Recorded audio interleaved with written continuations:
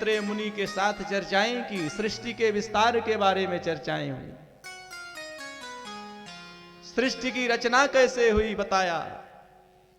फिर 3 प्रश्न किए विदुर जी ने मैत्रेय मुनि से। बोले पहला प्रश्न, दुनिया भगवान ने क्यों बनाई?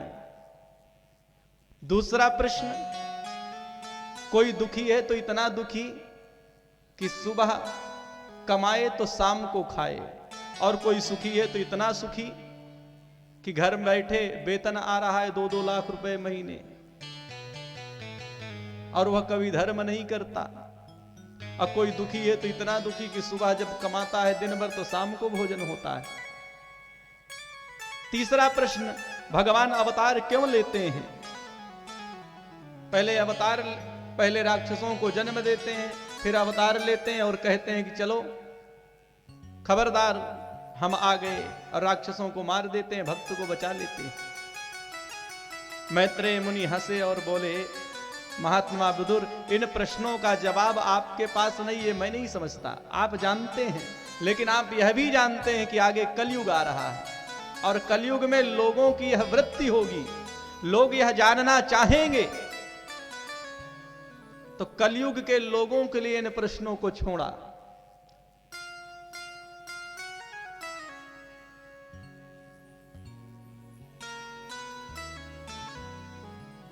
मैत्रेय मुनि विदुर जी से कहते हैं कि ये बताओ ईश्वर कौन है? तो बताते हैं ईश्वर वह है जिसकी स्वच्छंद गति है, स्वच्छंद गति ईश्वर। तो मैं पूछ रहा हूं कि भगवान कुछ भी करेगा तो हमसे और तुमसे पूछ के करेगा क्या? भाई जिसकी गति स्वच्छंद है, अणोरणीयान महतो महीयान, जो अणु से भी छोटा है और महान से भी महान है, वही तो ईश्वर है। जो न कर सकने वाले कार्य को कर सकता है, और जो कर सकने वाले कार्य को नहीं करता, वही तो ईश्वर है।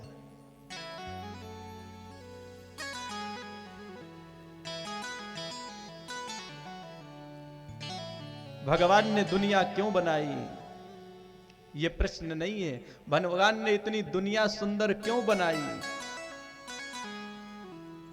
भगवान ने दुनिया में सब कुछ बनाया, लेकिन हम लोगों को संतोष नहीं हुआ,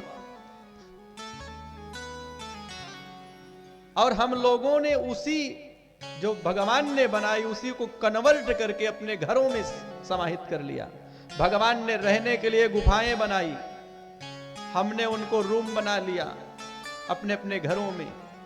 नहाने के लिए झरने बनाए, घरों में शावर लगा दिया, वही झरना तो है। झरने से नहाते हैं, बाथरूम में शावर लगा लेते हैं। भगवान ने हिमालय बनाए, बर्फ बनाया, और हम घर में फ्रिज ले आए। घर में फ्रिज में बर्फ जमाओ। भगवान ने ऐसे ऐसे राज्य बनाए, ऐसे ऐसे देश बनाए कि ठंडी में वहां पहुंच जाओ तो गर्मी का अनुभव, और गर्मी में वहां पहुंच जाओ तो ठंडी का अनुभव। तो हमने एसी फिट करा लिया अपने घर में। भगवान ने तो सारी व्यवस्थाएं दी, लेकिन हमने उसका उपभोग नहीं किया, उसमें संतुष्ट नहीं हुए। क्यों संतुष्ट नहीं हुए? वहां तमाम भीड़ थी, सब लोग सामूहिक रहते थे। हमको एकांत चाहिए, अकेला रहने के लिए चाहिए, तो अपना अपना घर, अपना अपना महल बनवाया। भगवान ने इतनी सुंदर